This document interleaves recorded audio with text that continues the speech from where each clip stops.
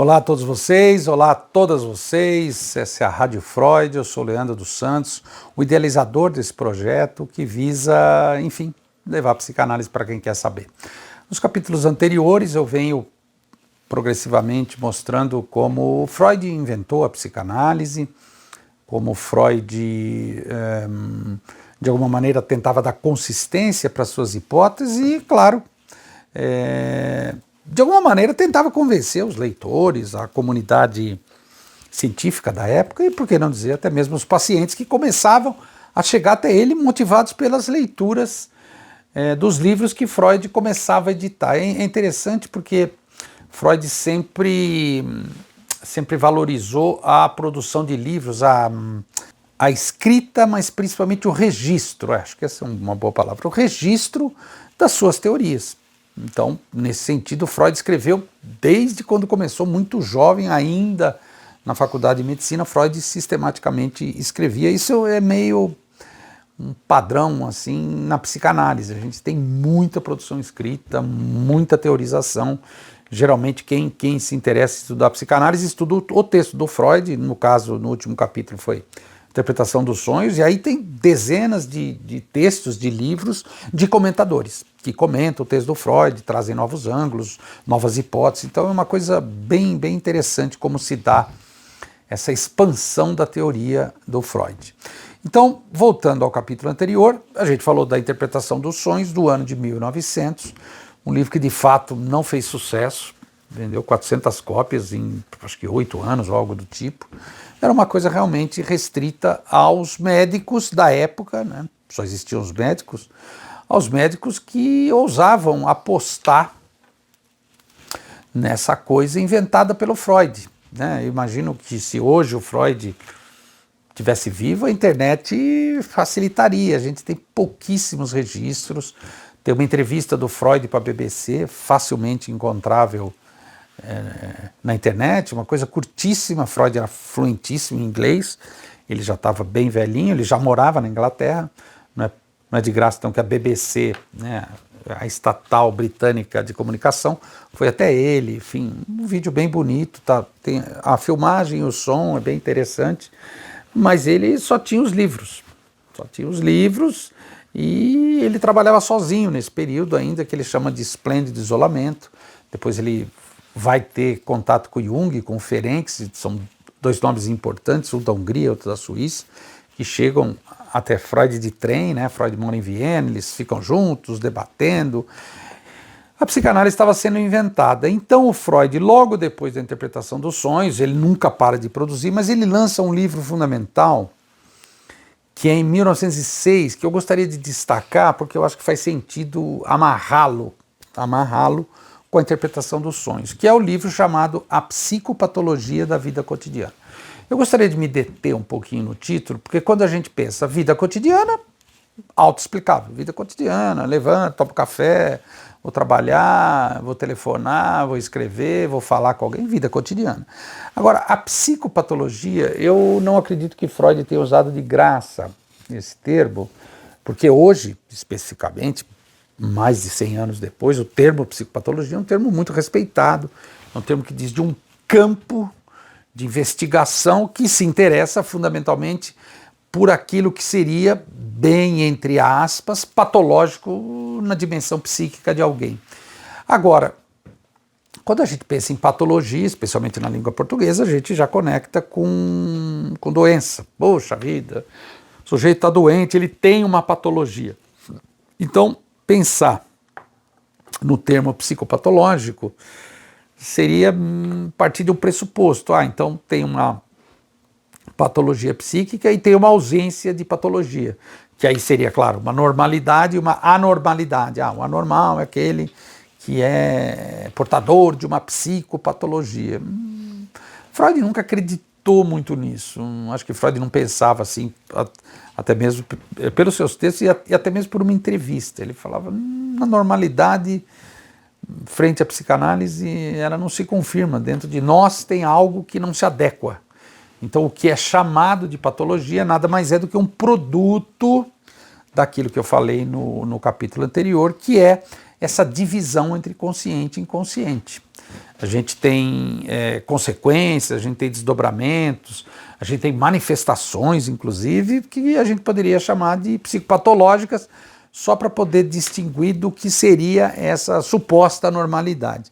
E é disso que trata justamente esse texto do Freud. Bom, então a vida cotidiana, que deveria ser a coisa mais normal do mundo, a gente percebe que não é.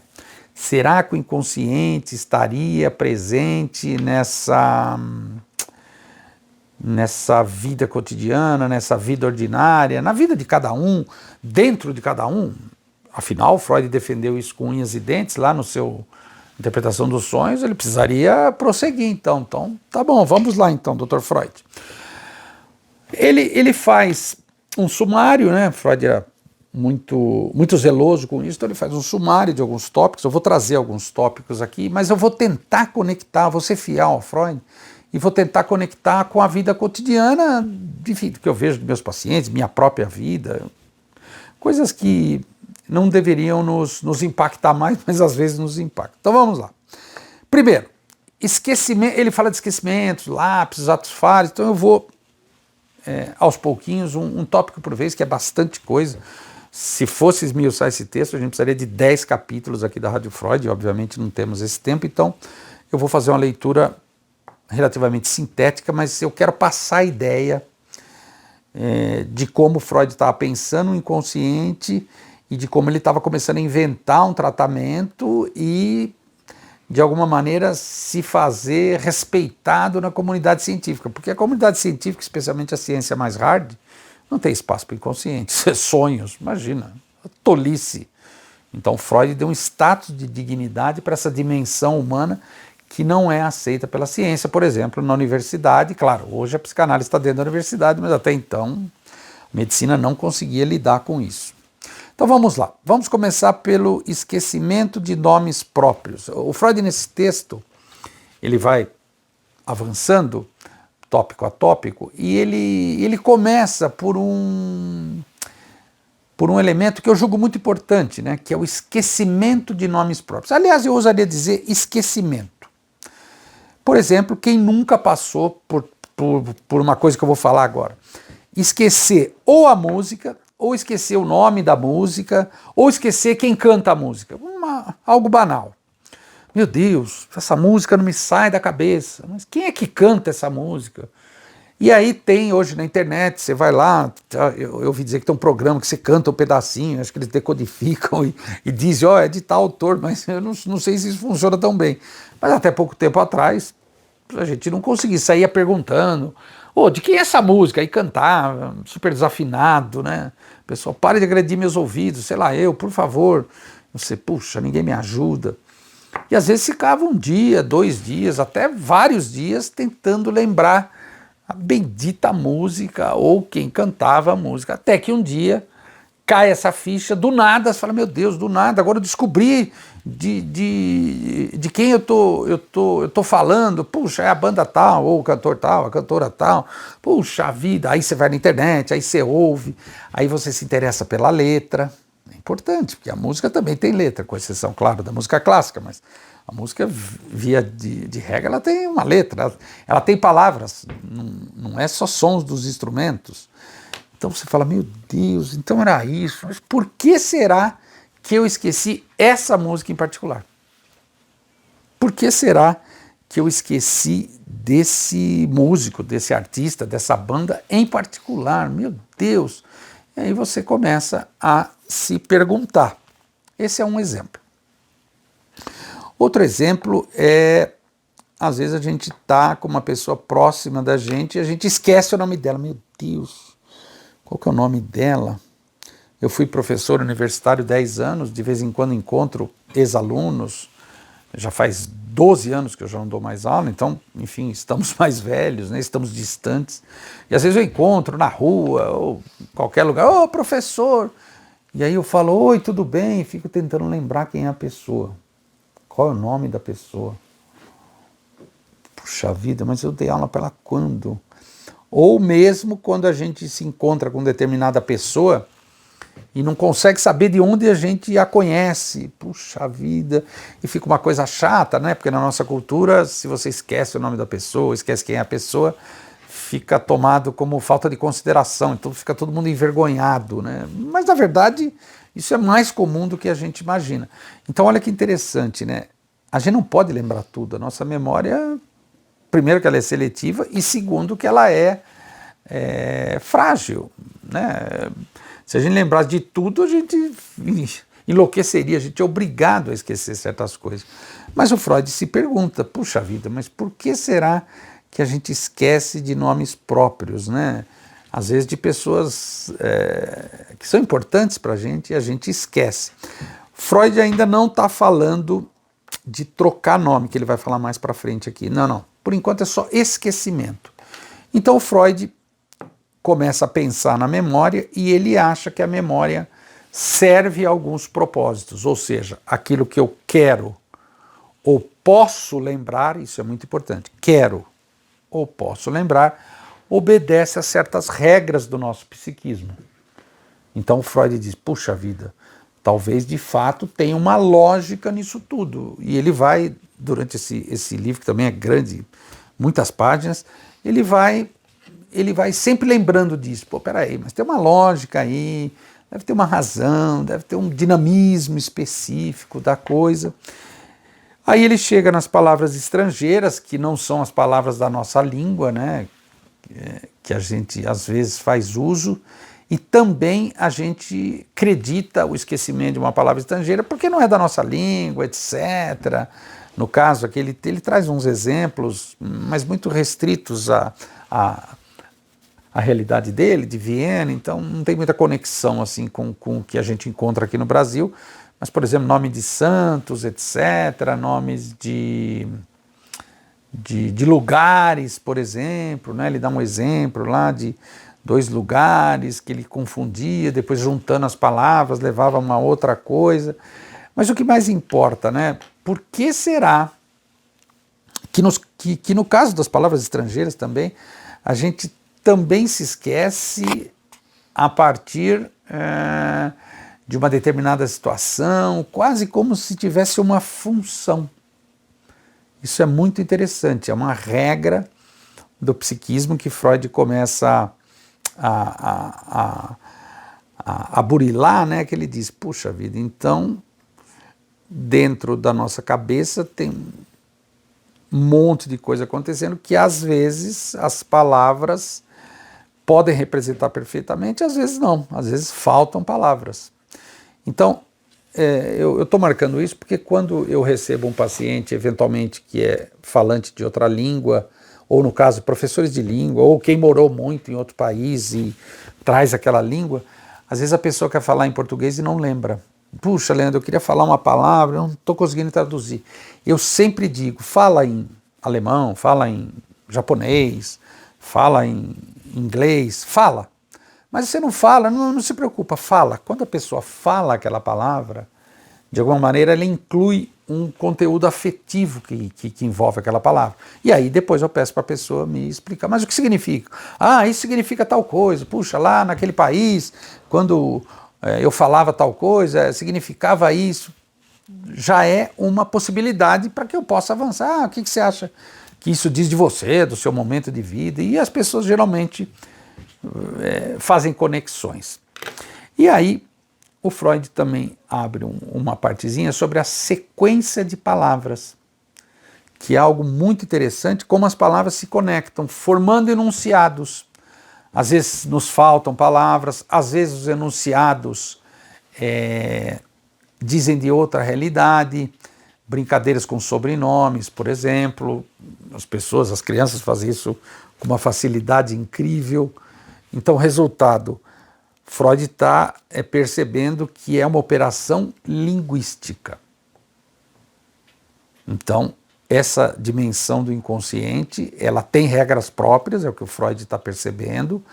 Na vida cotidiana, ele começa a se dar conta que, de fato, o inconsciente está presente na vida cotidiana e ele deu alguns exemplos aí que a gente precisa das palavras para compreender. Então, nesse sentido, claro, evidente, o campo que estuda a linguística, a linguagem, etc., é o campo das letras, é o campo das palavras. Então, olha que interessante, né? Um médico que já não pensa mais na bactéria, no vírus, na infecção. Ele pensa na patologia, entre aspas, claro, na psicopatologia, que para ser tratada precisa ter um acesso via palavra. Estão percebendo como a coisa vai e volta. Já falei isso, estou repetindo agora. Então, Freud sai dessa posição de médico e começa a se interessar pela palavra emitida, enunciada pelos pacientes. E ele fala, essa palavra representa alguma outra coisa, ela só é a portadora, né, a representante de uma outra cena, de uma outra dimensão. Bom, aí o Freud avança e vai para outro tópico. Esse aqui já é um pouco mais, assim, recorrente na nossa vida, né, que são os lapsos da fala, de leitura e de escrita. Então vamos lá. O que é um lapso? Pensando assim, grosseiramente, né? Puxa, escorreguei, um lapso, eu não queria dizer isso, meu Deus do céu, lapso, o próprio nome já diz. Agora, será que a gente tem lapso de fala? Será que a gente tem lapso de leitura? Será que a gente tem lapso de escrita? Vamos pensar na leitura de um livro. A gente compra um livro, diz, hoje à noite eu vou ler esse livro, puxa, que delícia, ele chegou aí pelo correio, aí você abre o livro, começa a ler. Tem uma hora, é muito comum acontecer isso, você para e fala, nossa, não prestei atenção em nada, eu não sei o que ele é, aí você volta.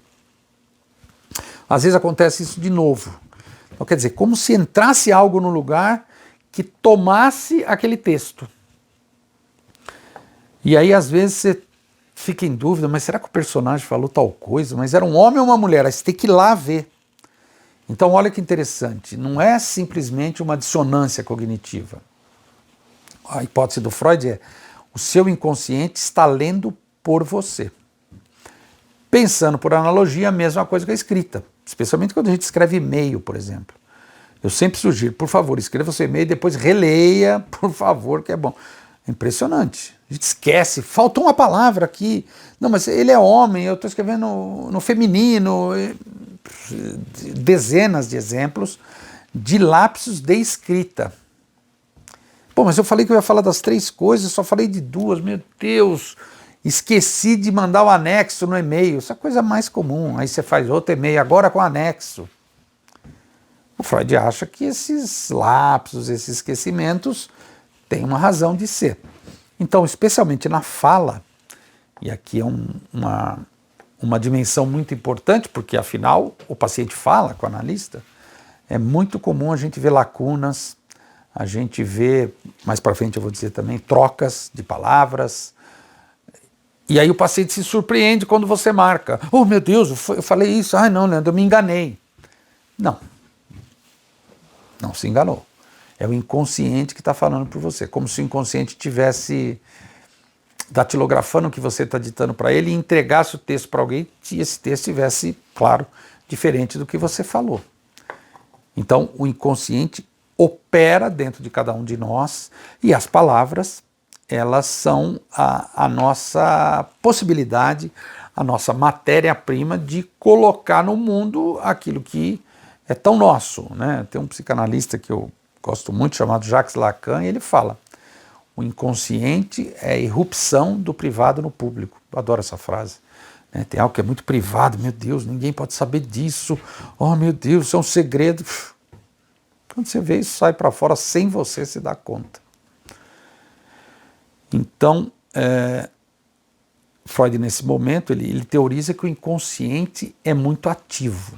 Ele fala por você, ele escreve por você, ele lê por você, ele ouve por você, ele tira certas possibilidades, como eu disse anteriormente, do esquecimento, ele afeta a sua percepção. É muito interessante porque é tão humano, né, a gente passar por isso e tentar consertar. Olha, não era bem isso que eu queria dizer. Poxa, ficou horrível, a emenda sai pior do que o soneto. Não tente consertar. Agora, um outro tópico, esse é tão comum. Quem nunca passou por isso?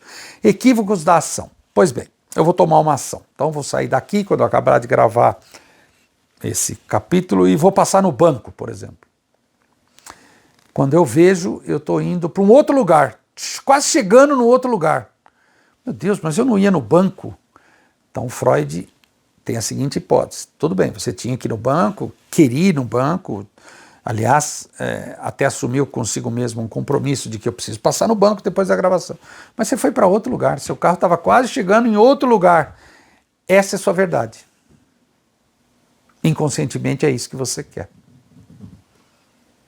Então, pensando, né, esquecimentos de nomes próprios, a gente também pode esquecer coisas, esquecer chave, esquecer documentos, esquecer coisas que você deu tanta importância e na hora, meu Deus, esqueci onde eu enfiei isso. O Freud começa a suspeitar de que onde você enfiou isso. Pode ser que você tenha enviado para esquecer. Ah, eu cliquei lá, meu Deus do céu. Pode ser que você tenha escondido para esquecer. Pode ser que você tenha guardado para esquecer.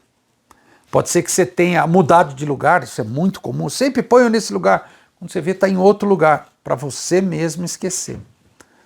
Então, o Freud, claro, ele fala muito aqui nesse livro, né? Peraí, se essa lógica impera, essa lógica de alguma maneira afeta o seu cotidiano e principalmente ela define o seu cotidiano.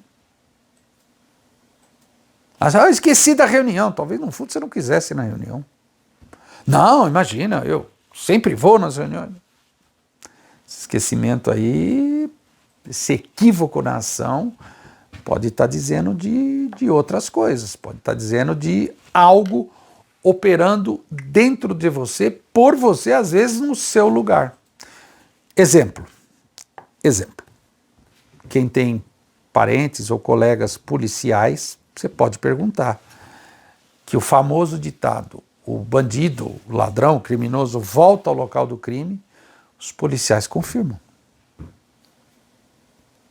Você fala, meu Deus, Leandro, mas então por que o criminoso voltaria ao lugar do crime se já aconteceu o crime? Às vezes, inconscientemente, ele quer ser preso, quer ser pego. Não todos os casos, óbvio, mas é uma boa hipótese. Imagina o Freud dizendo isso em 1906. Tem um famoso personagem aí mexicano, né? Sem querer, querendo.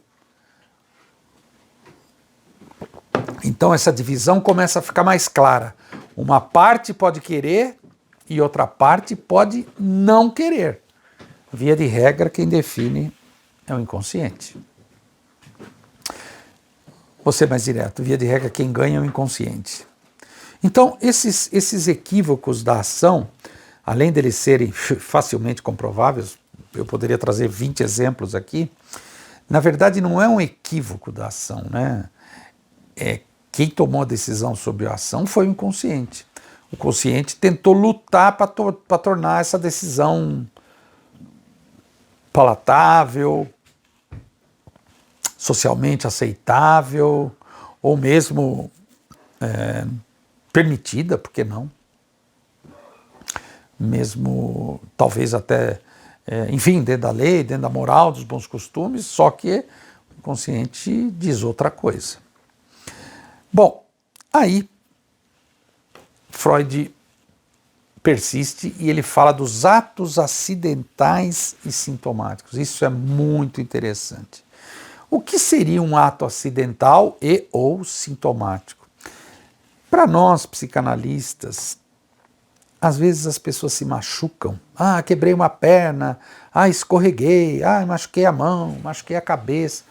A gente sempre desconfia se poderia haver algum sentido, alguma causa, que claro, a pessoa não se dá conta, mas que de alguma maneira ela pode extrair algum ganho. Por exemplo, sei lá, um exemplo banal, vou participar de uma corrida de 5 quilômetros com meu chefe e eu quero impressioná-lo. A pessoa machuca o pé, torce o pé um dia antes à noite. Para o Freud isso não é uma coincidência. Ela precisaria falar se esse pé torcido, que obviamente vai impedi-la de fazer a corrida de 5K com o chefe, estaria a serviço de algo. Quando o analista provoca a pessoa pode simplesmente dizer, não, claro que não, foi uma coincidência. Tolice. Vocês analistas ficam vendo pelo em ovo. A pessoa poderia dizer isso. Mas a pessoa poderia dizer, nossa, nunca pensei nisso. Será que eu não queria ir, Leandro? Só o fato dela me perguntar desse jeito, eu já desconfiaria que conscientemente ela queria correr com o chefe lá os 5 quilômetros e talvez inconscientemente não. A gente nunca sabe, talvez ela quisesse, sei lá, sair desse emprego. Vou parar de tentar agradar minha chefe, vou buscar outro emprego, sei lá eu. Então, resultado, voltando no capítulo passado, o sonho, a realização de um desejo insatisfeito. Então, esses desejos, no caso dessa pessoa aí, essa coisa importante para ela, talvez eu nem queira ficar nesse emprego, ela poderia simplesmente dizer, não vou correr a corrida. Mas aí ela perderia essa imagem, o chefe diria, meu Deus, mas você vai falar assim na nossa cara, você tem que ir, você faz parte do grupo, você faz parte do time. Não. No fundo, o querer dela não coincide com aquilo que o social, o grupo, espera que ela queira. Então, por vezes, esses atos falhos, que são acidentais, que levam a acidentes, que paralisam a ação do sujeito, a gente precisa desconfiar se eles não estão a serviço de algo, se eles não têm uma função na dinâmica psíquica daquela pessoa, se eles não têm uma razão de ser, enfim. Porque é curioso como às vezes isso se repete, não acontece uma vez só. A pessoa se quebra várias vezes, meu Deus do céu, né? Ou mesmo acidentes que aparentemente é de imprudência, mas você não usou o cinto de segurança, você não fez tal coisa, você não sabia que teria esse risco, você foi lá mesmo assim e fez. Então o Freud chama de sintomático nesse momento porque obedece àquela ideia que eu falei no capítulo passado do sintoma ser, vamos dizer, um subproduto dessa divisão, um final da equação dessa divisão entre consciente e inconsciente. Como a gente já está num momento aqui do texto, né, que o Freud sabe que o inconsciente quer muitas vezes não coincide com o consciente, ele ousa afirmar que por trás dos atos acidentais, falhos, agora que eu vou falar agora, né, todos os atos, a gente tem uma parte inconsciente. A gente tem uma dimensão inconsciente que define a própria potência desse ato. Então, por isso que o analista, ele sempre pergunta sobre esses atos acidentais, porque não é só esquecer, não é só faltar alguma coisa, né? Não é só trocar endereço, não. Às vezes o sujeito pode se machucar. Valeria a pena pensar nisso. Bem, avançando, agora eu vou falar de uma coisa que vai tomar um certo tempo, porque eu quero me deter, que são os erros e atos falhos combinados. O ato falho, aliás, é interessante, né? Ato falho em inglês não existe uma tradução como a gente, enfim, diz aqui em português, ato falho, porque a gente tem o ato falho e o ato bem sucedido. Então, vou na geladeira pegar sorvete. Você vai lá, abre a geladeira, tira o sorvete, come o sorvete, devolve o sorvete para a geladeira. Isso é um ato bem sucedido. Você pode chegar na geladeira, abrir e não lembrar o que você foi pegar, a coisa mais comum do mundo. Ou você pode sair com uma massa de tomate, põe na pia e fala, meu Deus, o que eu vou fazer com a massa de tomate? Aí o analista pergunta, eu falo, massa de tomate, mas eu fui pegar o sorvete. Aí o analista fala, massa de tomate te lembra o quê? Aí a pessoa, nossa, Leandro, pensei numa coisa agora, mas não deve ser verdade. Nossa, você falou da massa de tomate, putz, eu pensei que quando meu pai se separou da minha mãe, a gente estava almoçando macarrão com massa de tomate. E ele reclamava que ele não gostava. Meu Deus, eles se separaram, eu era criança, eu achava que era por causa da massa de tomate. Nada a ver, eles se separavam, que eles brigavam. Ou seja, já não está falando do sorvete, já não está falando da massa de tomate, já está falando da separação dos pais e da relação dele com esse episódio, claro, significativo para ele. Então, o ato falho, ele na verdade, ele precisa ser assimilado pela consciência, aquele que o comete precisa respeitá-lo. Opa, peraí, vamos pensar nisso. E por que não tentar entender o que o ato falho está querendo te dizer, o que na verdade o inconsciente está querendo te dizer. Porque provavelmente esse ato falho que impediu o sucesso, né, de uma intenção, ele tem uma razão para estar insistindo. Então o inconsciente, ele insiste, ele se faz ouvir, ele tem paciência, ele repete, ele vai e volta, mas de novo isso sim, de novo isso acontece.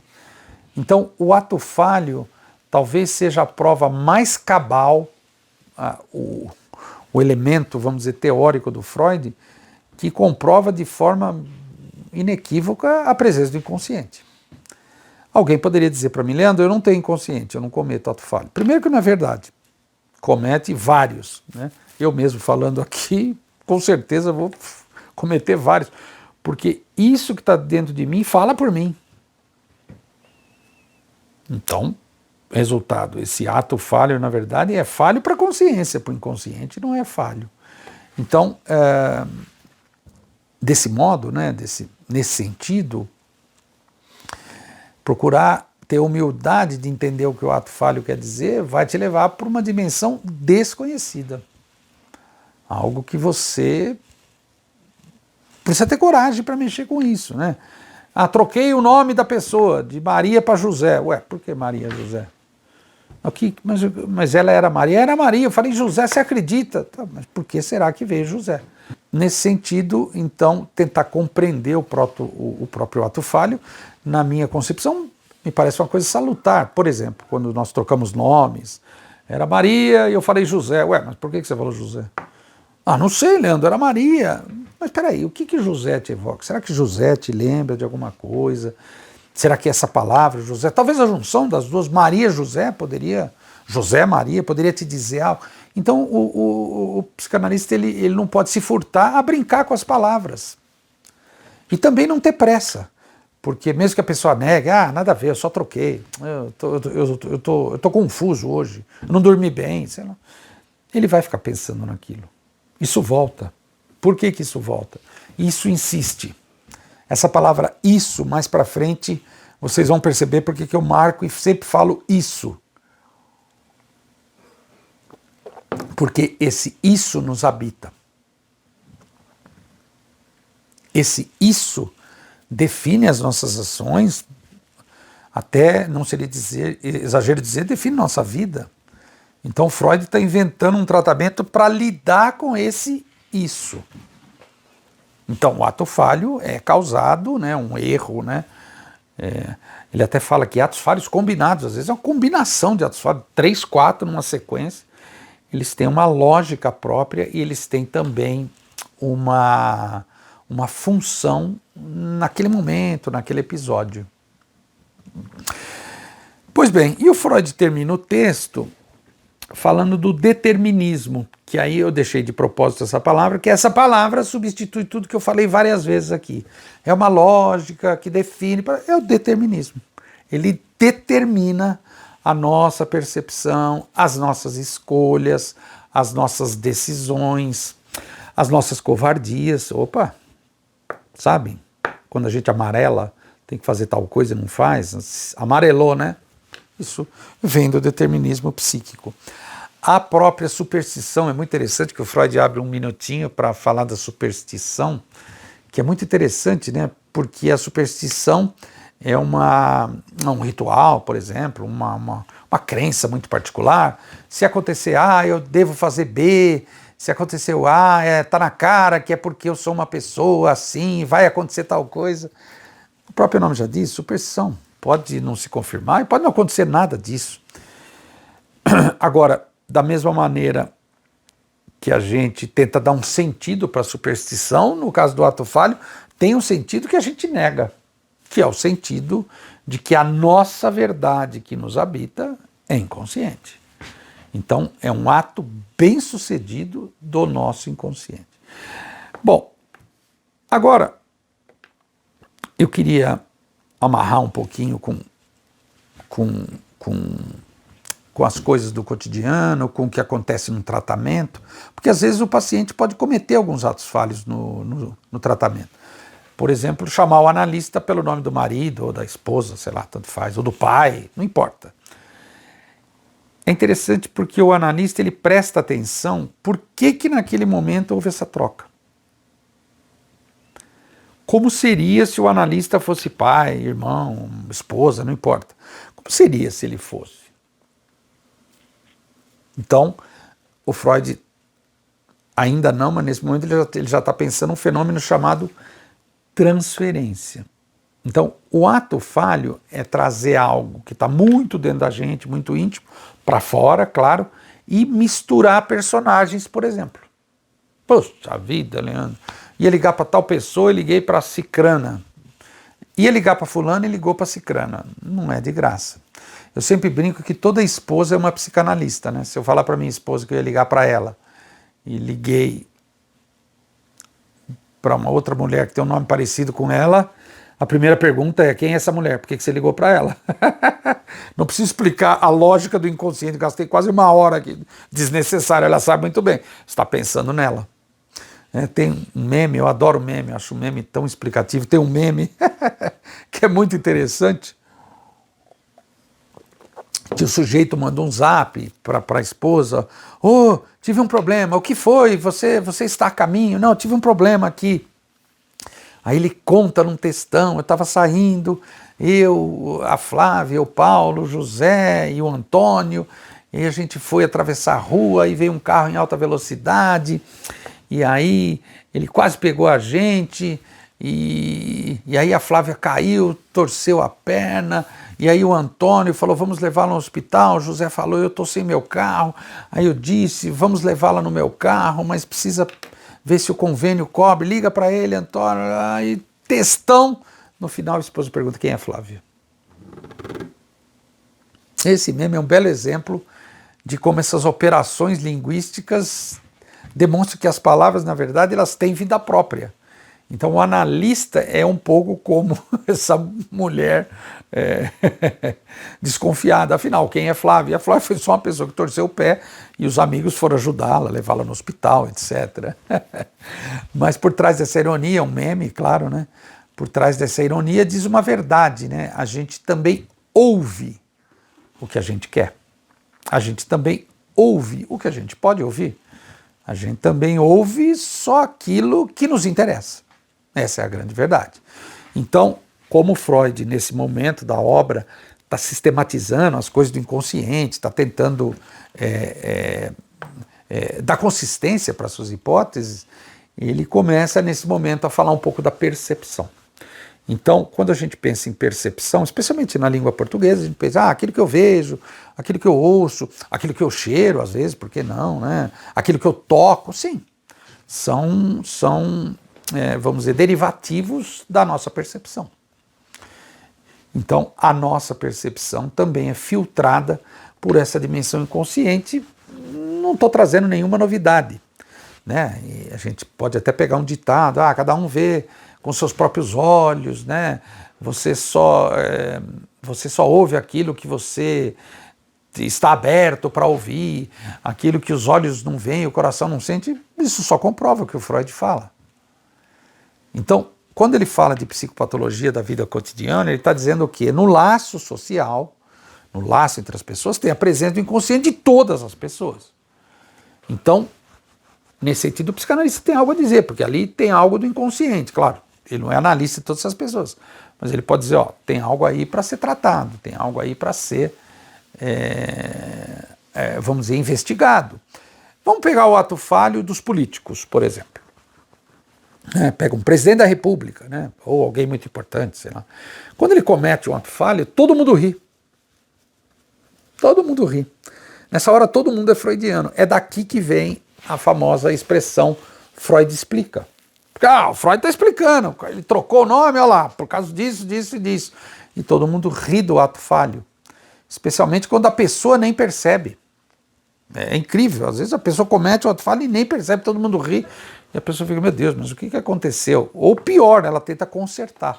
Gente, não era bem disso que eu estou falando, que eu queria dizer. É exatamente isso. E aí, como é ao vivo, não tem como consertar. Se fosse uma gravação: ai meu Deus, não, mexe isso, recorta isso, eu vou gravar de novo. Não tem essa possibilidade, é ao vivo. Então, entre as pessoas, a percepção das pessoas sobre o que aconteceu, ou mesmo a interpretação das pessoas, é muito única, é muito singular, é muito particular, como eu disse no capítulo anterior.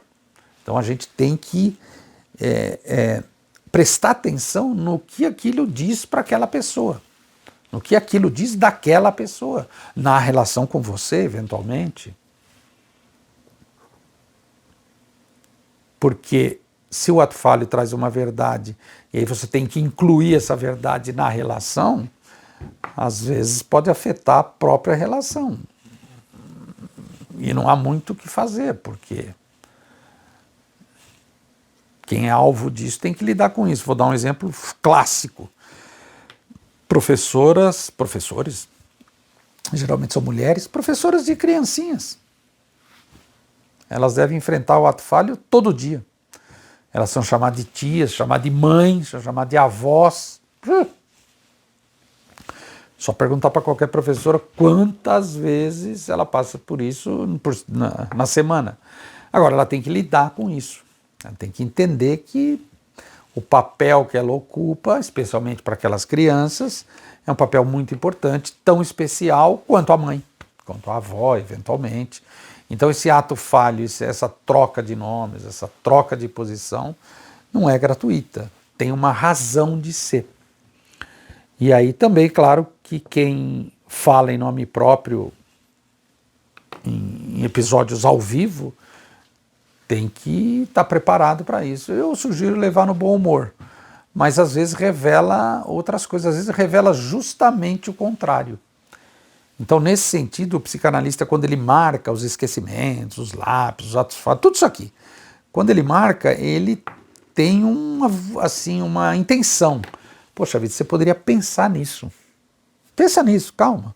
Meu Deus do céu, eu falei tal coisa, será que... Não, calma. Vamos pensar, vamos esmiuçar um pouquinho isso. Já saiu, já falou. Não adianta você querer negar, hein? É uma perda de tempo tentar negar ou tentar consertar. Vamos pensar um pouquinho nisso. O que será que isso quer dizer de você? Por que esse você nessa outra cena te assusta tanto? Por que será que esse você nessa outra cena, desse jeito, te incomoda tanto? Afinal, por que isso não pode ser pensado? Por que isso não pode ser metabolizado? Então, as pessoas, quando procuram um analista, quando chegam um analista, elas acham que estão falando de uma coisa que diz da consciência, claro, estou vindo aqui por causa disso, daquilo, tudo bem, mas naquele momento elas raramente imaginam que tem uma outra dimensão que está atravessando essa dimensão consciente e que ela, de alguma maneira, sofre com isso, é desconfortável, senão ela não estaria ali na frente do analista. Sei lá, vou pegar um exemplo banal. Estou vindo aqui, Leandro, porque eu sou muito tímido. Ok, a timidez existe muita gente tímida. Na consciência, naquela vida cotidiana, ela é de fato tímida, ela fica vermelha, com o sexo oposto, ela não consegue chegar, não consegue falar em público. Você presume que ela seja de fato uma pessoa com sérias dificuldades. Às vezes, não é incomum, que eu vou falar agora, às vezes no inconsciente ela é o contrário disso. Ela, enfim, tem uma potência, tem uma capacidade que não coincide com esse eu consciente. Então a gente pode dizer que tem um eu, né, simplificando o raciocínio, inconsciente, que a gente não se reconhece, e a gente tem um eu consciente. Muito bem. Isso posto, é interessante como a mídia, né, vou chamar de mídia, para facilitar, mas as artes, de maneira geral, hoje a mídia é muito potente, ela faz uso disso. Porque ela inventa a literatura, o teatro, o cinema, a TV, nem se fala, agora as séries, ela inventa personagens que a pessoa começa a assistir, pode lembrar essa dimensão consciente dela. Puxa, eu também sou que nem esse cara, eu sou tímido que nem ele. Mas na maioria das vezes não. Na maioria das vezes tem uma coisa inconsciente que se identifica. Estou trazendo um novo termo agora, que é a identificação com o personagem A, B ou C dessa série, dessa literatura, não importa, do teatro, do cinema, e você vai atrás, puxa, eu vou assistir de novo, puxa, eu vou comprar o livro, puxa, tem uma adaptação, eu vou comprar. Porque esse inconsciente não é só que ele afeta os atos, a percepção, como nós já falamos, mas ele também produz situações. Ele também produz personagens que interessam inconscientemente àquela pessoa. Eu até ousaria dizer, ele causa personagens que são interessantes. Um exemplo banal que o senso comum comprova. Imagine uma pessoa bem ciumenta, bem ciumenta. Existe. Ela arruma um parceiro ou uma parceira que muitas vezes colabora provocando esse ciúme nela. É muito interessante, mas se você é tão ciumento, por que você escolheu esse homem? Se você é tão ciumento, por que você escolheu essa mulher?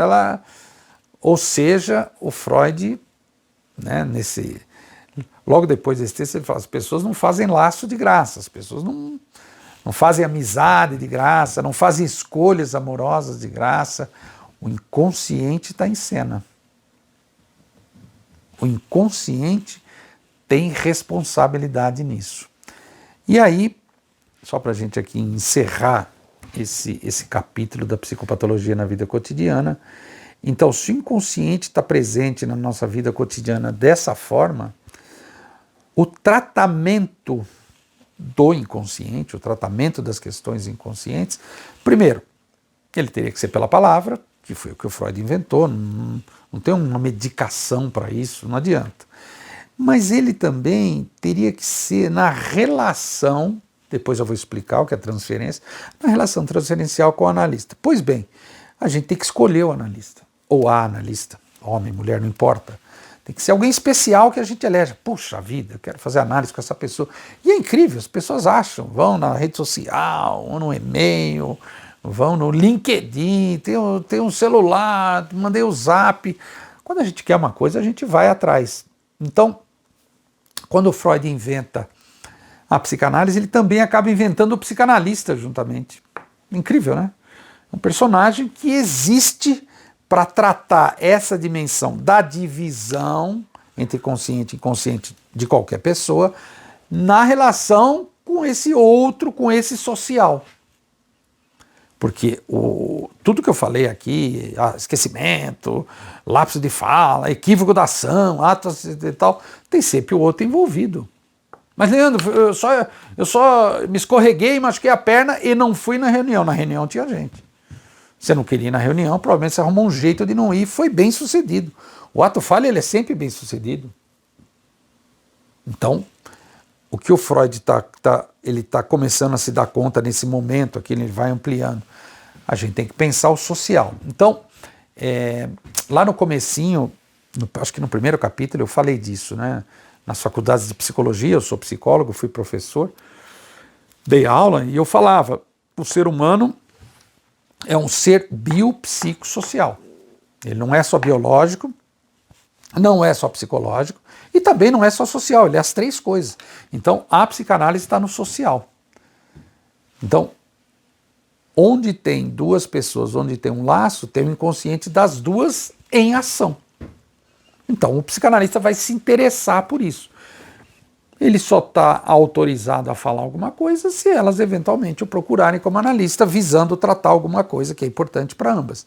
Se não, os fenômenos sociais, o analista, claro, pode falar como cidadão, pode até fazer uso da teoria do Freud para tentar, enfim, dar sua opinião sobre um fenômeno. A gente cansa de ver na mídia, sem dúvida. Freud tinha vários textos sociais, Freud era chamado para dar palestras, tem uma belíssima que ele dá na escola onde ele estudou, falando dos professores, uma coisa belíssima. Ele faz uso da psicanálise para homenagear os professores.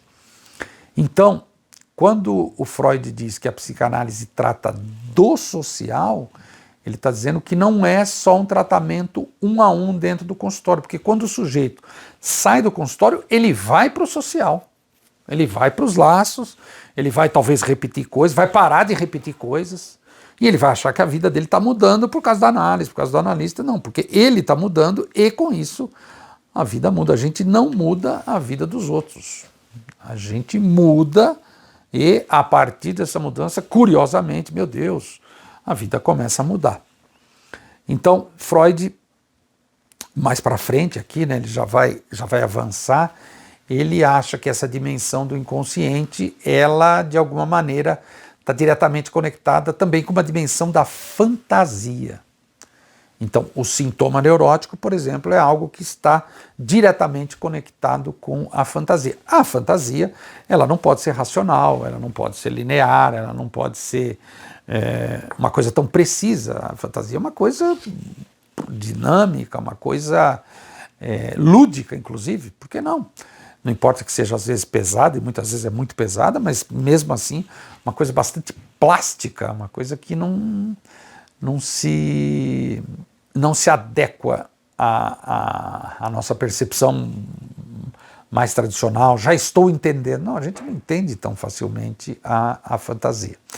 E uma outra coisa importante, só de fato à guisa de conclusão, é que essa fantasia, ela, claro, logicamente, ela está presente no sonho, está presente no ato falho, ela tem um enredo, né? Eu usei muito a palavra lógica, mas ela tem um enredo dentro da cabeça da pessoa, que passa pelos pensamentos, pelas sensações, pelos afetos, e a pessoa tenta, por meio da palavra, nomear, explicar, tentar convencer, justificar o analista.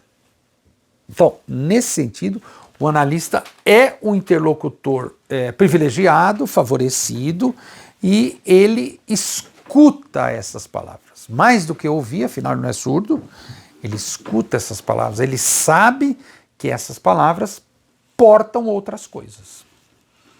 E aí, de novo, só para lembrar que o Freud dizia que é um exercício linguístico, porque não é a significação da palavra no dicionário, a significação que aquela pessoa vai dar. Então, por isso que o analista sempre pergunta, mas como assim? Mas o que você quer dizer? Mas quando você falou essa palavra, me explica um pouco. E a pessoa fala, e a pessoa vai caminhando. Então, existe uma associação de ideias, uma cadeia associativa. Quando a pessoa vai embora da sessão, então tchau, até semana que vem, até amanhã, ela sai pensando nessa cadeia associativa. É muito comum ela voltar, nossa, Leandro, fiquei pensando, te falei uma coisa, puxa vida, é verdade, nossa, agora eu me lembrei de tal coisa. Então a análise, o processo analítico, ele não pode ser objetivo. Eu só quero tratar disso. Não existe, é o contrário disso. O Freud dizia que nem o homem mais forte do mundo consegue engravidar uma mulher e fazê-la parir só a cabeça de um nenê, só o tronco, só as pernas. Não, o nenê vem inteiro. O homem mais forte do mundo, o homem mais viril do mundo, ele engravida uma mulher, o nenê vai sair inteiro. Então o resultado, quando a gente está num processo analítico, jogar luz, jogar holofote sobre isso tudo aqui que o Freud falou, na verdade o objetivo é jogar o holofote e perguntar, mas o que isso quer dizer? A serviço de que isso está aí? Para quê? Você acha que você esqueceu tal coisa? Para que você acha que você foi para outro lugar com o carro? É muito comum a gente estacionamento em outro carro parecido com o da gente, mas a chave não abre. Peraí, mas por que você não está indo para o seu carro? Geralmente isso gera estranhamento. Nossa, Leandro, sei lá, nunca pensei nisso. Isso é um bom sinal. O estranhamento é um bom sinal. Freud depois tem um texto mais para frente, que eu vou tratar também, chamado O Estranho. Então esse eu, essa dimensão inconsciente, ela é estranha para a gente. Por isso que a gente se estranha, é estranho mesmo. E eu fiz isso, eu falei, por exemplo, um exemplo facílimo é quando você acha coisas que você escreveu há 20 anos atrás, pode ser um diário, às vezes pode ser uma coisa até curta. Você fala, meu Deus, eu escrevi, eu pensava, isso você não se reconhece. Você de fato não se reconhece. Fala, meu Deus, coisa estranha, eu falei isso, sério? Ou mesmo, por exemplo, nas produções acadêmicas, né, dissertação, tese, às vezes você volta nela e começa a ler, você até estranha, nossa, mas tá bom.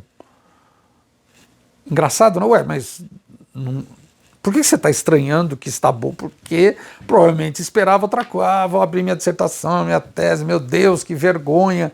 Então, eu estou preparando terreno para uma outra coisa que está dentro da gente e diz da gente também atravessa a nossa percepção. Então, essa segunda manifestação do inconsciente hoje, né, já ia falar plural dos inconscientes, não. Essas manifestações a gente tratou recentemente dos sonhos e hoje a psicopatologia da vida cotidiana, os atos falhos, ela se junta, né, atos falhos e sonho, e demonstra que tem algo que pensa pela gente, que pensa dentro da gente, que fala por meio da gente, que sonha por meio da gente. A gente precisa saber desse personagem. Esse personagem é a nossa verdade. Essa é a Rádio Freud, eu sou Leandro dos Santos.